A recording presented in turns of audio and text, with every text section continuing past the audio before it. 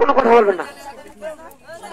কুরআনের সূরাকে কয় ভাগে বিভক্ত হয়েছে এবং কি কি? 1 2 3 4 5। ঠিক কথা বলবেন না। কুরআনে একজন মহিলার নামে একটি সূরা আছে, সেই সূরাটির নাম কি? কোনো সাউন্ড হবে না, কোনো কথা বলবেন না। 1 2 3 4 5। আরবি হরফ 29টি।